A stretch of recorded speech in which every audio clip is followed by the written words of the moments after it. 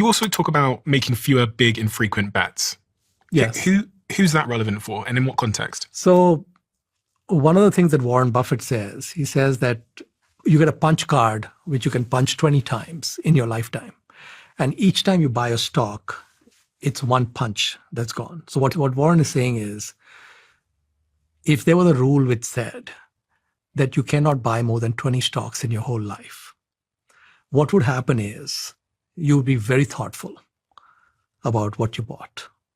Okay, and chances are those decisions might be good decisions because you only have 19 left, and then you only have 18 left, etc. So in venture investing, a very small sliver of companies that venture capitalists invest in do well, right? There's a high burnout rate. And if we look at the stock market, 4% of listed companies generate 90% of the return. So most companies that we may think about investing in are likely not to do well for us. It's a 96% odds. That's why the index is so important, is when you buy the index, you bought that 4%. And if you go pick stocks, you have 1 in 25 chance of getting one of those 4%.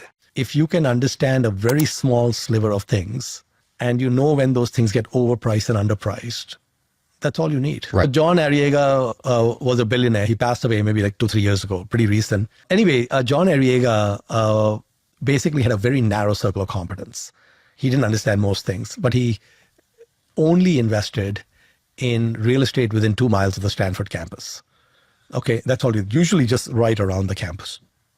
And if you walked with him around the campus, every single building, he could tell you the full history of the building. When it was built, what the current value was, what the rents were, who the owners were, and what the history was. Right. He knew that about every building. And, so he was an inch wide and a mile deep. And that is a really good trait for an investor, is to be very narrowly focused. Right. Right. Now, what John Arriaga did is he ran, generally speaking, a very under-levered portfolio. His portfolio always not much debt.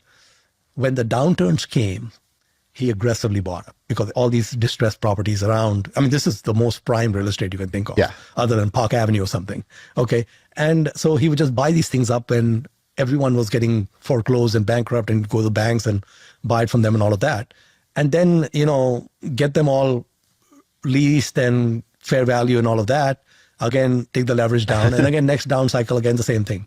And he stuck to that. So the thing is, he didn't wander into, let me go to Mountain View and do it. Right. Okay, or let me go to Irvine, California and do it. He didn't do all that. I mean, he's basically, let me invest in tech or something. Yeah. He didn't do any of that. He stuck to real estate. That's all he did. And he did it extremely well. And he died a billionaire. We don't need to know many things about many things. We need to know a lot about a little.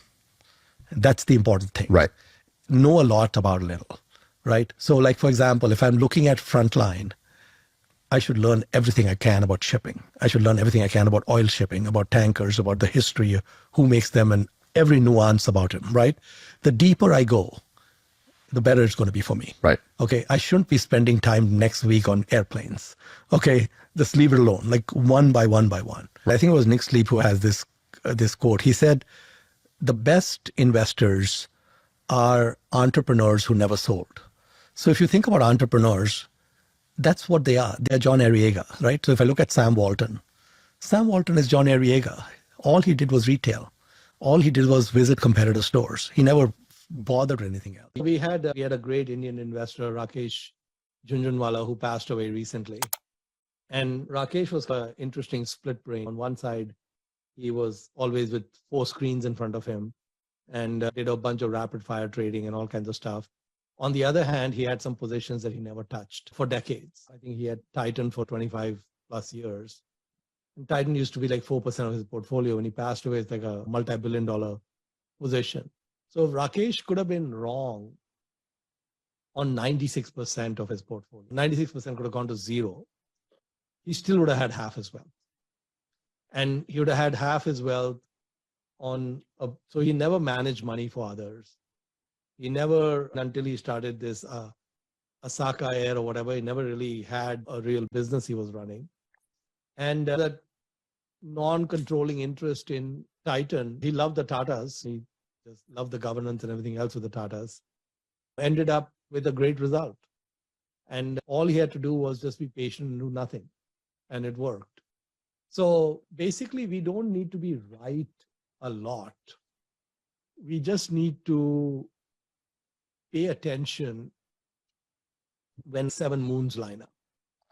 So there are times when you look at some things and you say, wow, this looks amazing, this is obvious, this is whatever. And you can step up and hit that ball. And you don't need to hit too many balls, and you don't need to have a high hit rate on those. It can work out pretty well. In the stock market, the magic happens when you water the flowers and cut the weeds. Keep the winners, remove the losers. It's the simplest rule, yet the most powerful one. Own only what you deeply understand and keep your portfolio small, sharp and focused. Because a concentrated portfolio built inside your circle of competence outperforms a scattered basket every single time. Once you have picked the right businesses, your job is not to interfere. Let the compounding quietly do what it does best. Trim the bad stocks without mercy. Nurture the great ones with patience. And you will be shocked at how fast wealth grows when you stop chasing everything and start backing only your strongest ideas.